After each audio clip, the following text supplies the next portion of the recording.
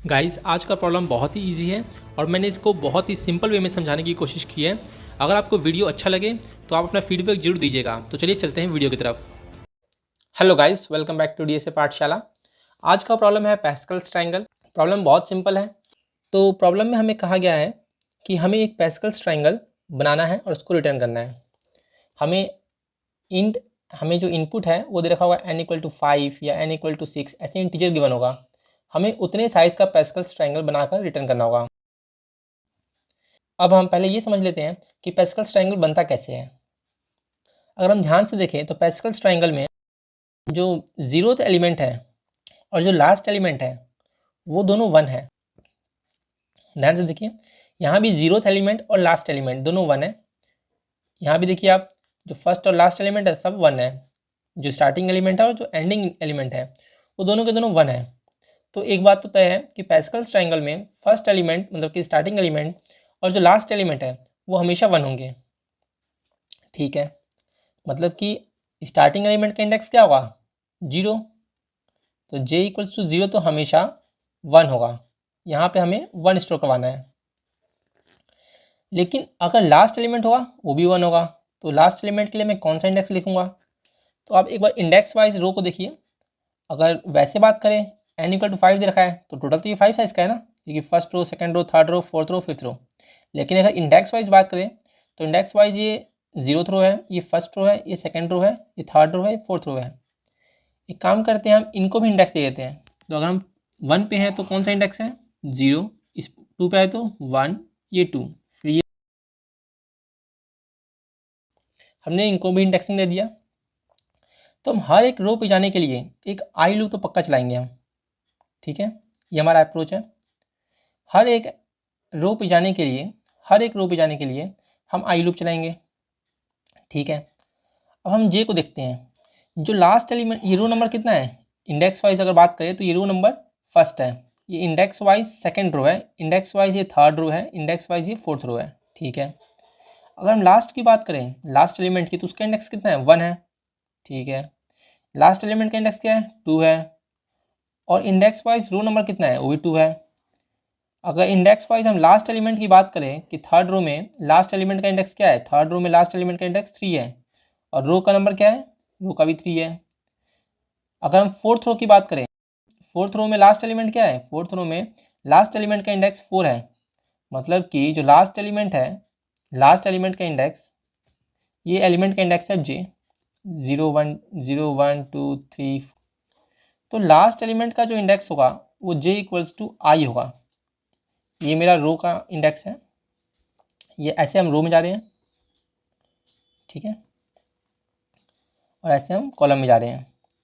तो जो last element होगा उसका इंडेक्स क्या होगा? j=i होगा। j=0 1 2 3 4। तो j=i। जब भी j=i होगा तो मैं बोलूँगा कि भाई वो लास्ट एलिमेंट है। j=i 1। मतलब कहने का मतलब ये है, जब भी j=0 होगा मतलब कि स्टार्टिंग एलिमेंट होगा, या जब भी j=i होगा मतलब कि जब भी लास्ट एलिमेंट होगा, तो हम उसमें 1 स्टोर करवा देंगे। तो j=0 या j=i, तो मैं एरे लिस्ट में 1 स्टोर करवा दूंगा। ठीक है, इतनी बात तो समझ आ गई। अब हम हर एक रो में देखेंगे कि एलिमेंट कैसे स्टोर हो रहे हैं। जैसे आप थर्ड रो में देखिए, थर्ड रो में क्या है? 3 स्टोर है यहाँ पे। पहला एलिमेंट तो 1 होगा, लास्ट एलिमेंट 1 होगा, ये हमें पता है। अब इस वाले एलिमेंट को देखिए आप, ये जो एलिमेंट है वो पहले 2 का सम है, 1 और 2 का सम 3। ये 3 को देखिए, 2 और 1 का सम 3।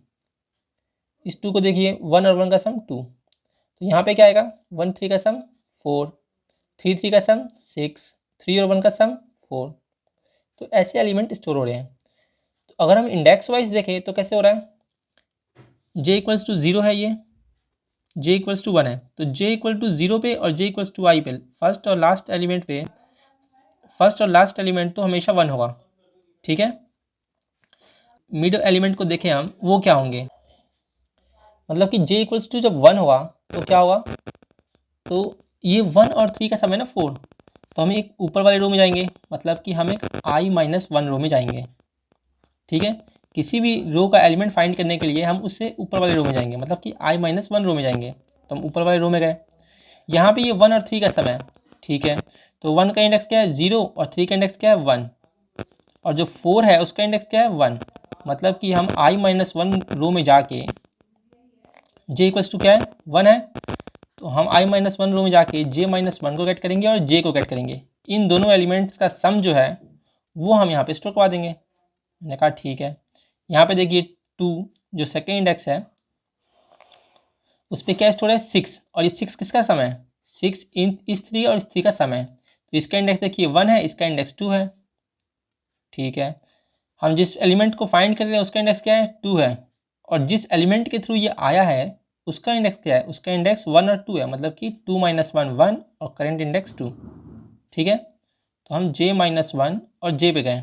यहाँ भी देखिए आप 3 और 1 का सम 4 है ना, तो जिसको हम फाइंड कर रहे हैं उसका इंडेक्स क्या है 3 है और जिसके थ्रू ये आया है उसका इंडेक्स क्या है 2 है और 3 है। मतलब कि 3 - 1 2 है और 3 का 3 है। तो j-1 इंडेक्स पे गए और j इंडेक्स पे गए। ठीक है, कौन से रो में i-1 रो में, जिस रो में है उससे पहले वाले रो में। तो अगर हम i रो में है तो हम i-1 रो में जाएंगे, वहाँ पे हम किस एलिमेंट का सम करेंगे, वहाँ हम j-1 और j एलिमेंट का सम करेंगे। उन दोनों एलिमेंट का सम हमारा करंट वाली नोड में आ जाएगा। ठीक है, तो हम गेट कैसे, इसको गेट करने के लिए क्या करेंगे ARR डॉट गेट i-1। हम एक पहले बार i रो में है तो हम अगर हम i रो में है तो i-1 रो में गए डॉट गेट j-1 और मैंने j-1 एलिमेंट को गेट कर लिया और मैंने j-1 एलिमेंट को गेट कर लिया प्लस ARR डॉट गेट और किसको गेट करना है हमें i-1 रो में हमें गेट करना है jth एलिमेंट को। तो हमने j एलिमेंट को गेट कर लिया और दोनों को सम कर दिया। उसको हम एक वैल में स्टोर करवा लेंगे इंट वैल और इस वैल्यू को हम लिस्ट में स्टोर करवाते जाएंगे। ठीक है, तो ऐसे हमारा पैस्कल ट्रायंगल बन जाएगा। तो सबसे पहले हम एक टेम्परेरी लिस्ट बना लेंगे टेम्प और उन सब के अंदर हम इस पूरे लिस्ट को मतलब कि सारे एलिमेंट्स को ऐड करवा लेंगे।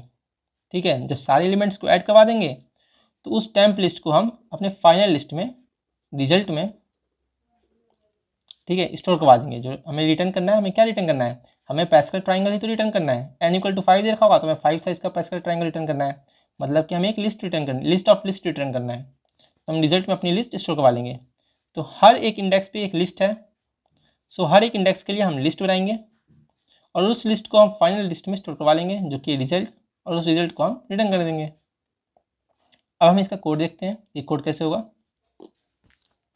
ट्रायंगल को स्टोर करने के लिए सबसे पहले हम लिस्ट ऑफ लिस्ट बना लेंगे जिसका नाम हमने रखा है ARR।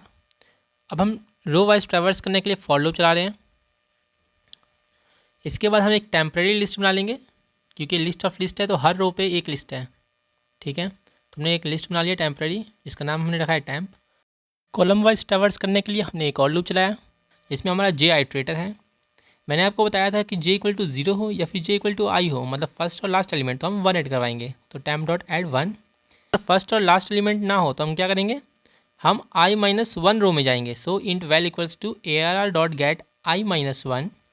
वहाँ कौन से एलिमेंट को गेट करेंगे j-1 को। सो डॉट गेट j-1 और j को भी गेट करेंगे। सो ARR dot get i-1 dot gate j और हमने दोनों का सम कर दिया है।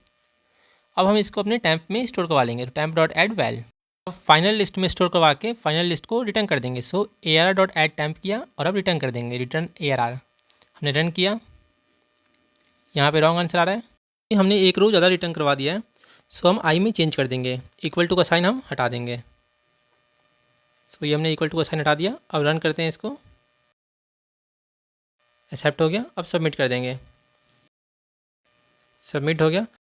तो गाइस अगर आपको वीडियो हेल्पफुल लगी हो तो आप वीडियो को लाइक कीजिए और चैनल को सब्सक्राइब कीजिए। आपका ये सपोर्ट मुझे नेक्स्ट वीडियो बनाने के लिए मोटिवेट करता है। मिलते हैं नेक्स्ट वीडियो में।